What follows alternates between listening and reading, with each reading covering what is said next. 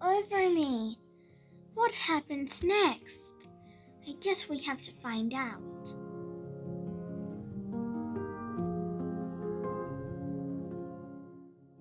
Camilla Crane loved lima beans, but she never ate them. All of her friends hated lima beans, and she wanted to fit in. Camilla was always worried about what other people thought of her. Today she was fretting even more than usual. It was the first day of school, and she couldn't decide what to wear. There were so many people to impress. She tried on 42 outfits, but none seemed quite right. She put on a pretty red dress and looked at the mirror. Then she screamed. Into the room, and she screamed too. "Oh my heavens!" she cried. "You're completely covered with stripes." This was certainly true. Camilla was striped from head to toe. She looked like a rainbow. Mrs. Cream felt Camilla's forehead. "Do you feel all right?" she asked. "I feel fine," Camilla answered. "But just look at me." "You get back to bed this instant," her mother ordered. "You're not going to school today."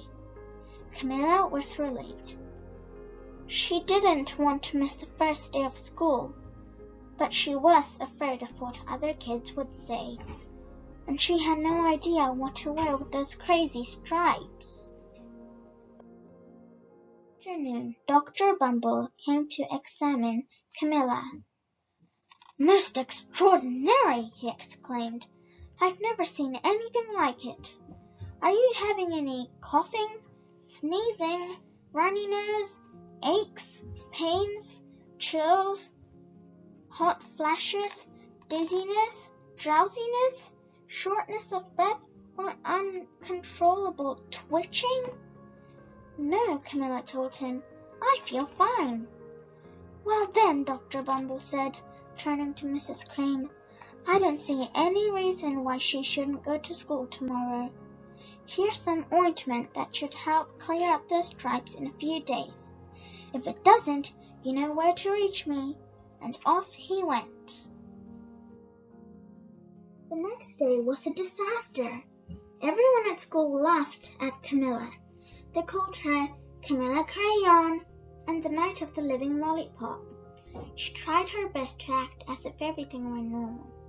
But when the class said the Pledge of Allegiance, her stripes turned red, white, and blue, and she broke out in stars. Kids thought this was great. One yelled out, "Let's see some purple polka dots." Sure enough, Camilla turned all purple polka dotty. Someone else shouted, "Checkerboard," and a pattern of squares covered her skin. Soon everyone was calling out different shapes and colors, and poor Camilla was changing faster than you can change channels on a TV. That night, Mr. Hunt, the school principal, called. "I'm sorry, Mrs. Crane," he said. "I'm going to have to ask you to keep Camilla home from school. She's too much of a distraction, and I've been getting calls from other parents. They're afraid those stripes may be contagious." Camilla was so embarrassed. She couldn't believe that 2 days ago everyone liked her. Now nobody wanted to be in the same room with her. Her father tried to make her feel better. "Is there anything I can get you, sweetheart?" he asked. "No, thank you," sighed Camilla. What she really wanted was a nice plate of lima beans. But she had been laughed at enough for one day. Well, yes, I see," Dr. Bumble mumbled when Mr. Cream phoned the next day. "I think I'd better bring in the specialists. We'll be right over." About an hour later, Dr. Bumble arrived with 4 people in long white coats. He introduced them to the Creams. "This is Dr. Grub, Dr. Sponge, Dr. Cricket, and Dr. Young.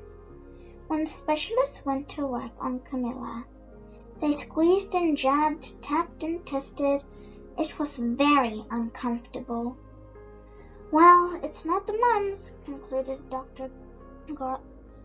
Or the measles, said Dr. Sponge. Definitely not chicken pox, put in Dr. Cricket. Or sunburn, said Dr. Young. Try these, said the specialist.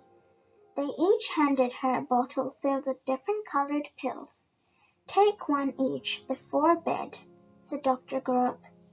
Then they filed out the front door, followed by Dr. Bumble. That night Camilla took her medicine. It was awful. When she woke up the next morning, she did feel different. But when she got dressed, her clothes didn't fit right. She looked in the mirror, and there, staring back at her, was a giant multicolored pill with her face on it. Dr. Bumble rushed over as soon as Mrs. Cream called, but this time, instead of specialists, he brought experts. Dr. Gourd and Mr. Mellon were the finest scientific minds in the land. Once again Camilla was poked and prodded, looked at and listened to. The experts wrote down lots of numbers. Then they huddled together and whispered. Dr. Gourd finally spoke. It might be a virus, he announced with authority. Suddenly fuzzy little virus balls appeared all over Camilla. Or possibly some form of bacteria, said Mr. Mellon. Out popped squiggly little bacteria tails. Or it could be fungus, added Dr. Gourd instantly. Camilla was covered with different colored fungus blotches, and experts looked at Camilla, then at each other. We need to go over these numbers again back at the lab, Dr. Gourd explained. We'll call you when we know something. But the experts didn't have a clue, much less a cure. The TV news had found about Camilla. Reporters from every channel were outside her house, telling the story of the bizarre case of the incredible changing kid. Soon a huge crowd was camped out on the front lawn.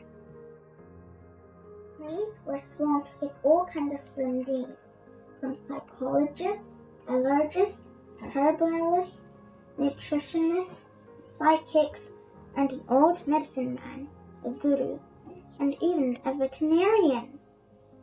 Each so-called cure only added to poor Camilla's strange appearance until it was hard to even recognize her. She sprouted roots and berries and crystals and feathers and a long furry tail, but nothing worked. One day a woman who called herself an environmental therapist claimed she could cure Camilla. Close your eyes, she said. Breathe deeply and become one with your room. I wish you hadn't said that, Camilla groaned. Slowly she started to melt into the walls of her room. Her bed became her mouth. Her nose was the dresser. The two paintings were her eyes. The therapist screamed and ran out from the house. What are we going to do? Cried Mrs. Cream. It just keeps getting worse and worse. She began to sob. At that moment, Mr. Cream heard a quiet little knock at the front door. He opened it, and there stood an old woman who was just as plump as a sweet strawberry. Excuse me, she said brightly, but I think I can help. She went to Camilla's room and looked around. My goodness, she said with a shake of her head.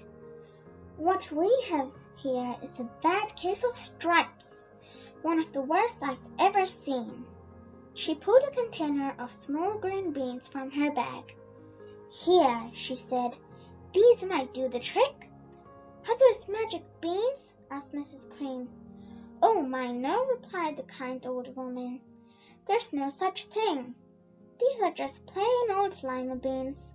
I'd bet you'd like some, wouldn't you? She asked Camilla. Camilla wanted a big, heaping plate full of lima beans, more than just about anything. But she was still afraid to admit it. Yuck, she said. No one likes lima beans, especially me. Oh dear, the old woman said sadly. I guess I was wrong about you.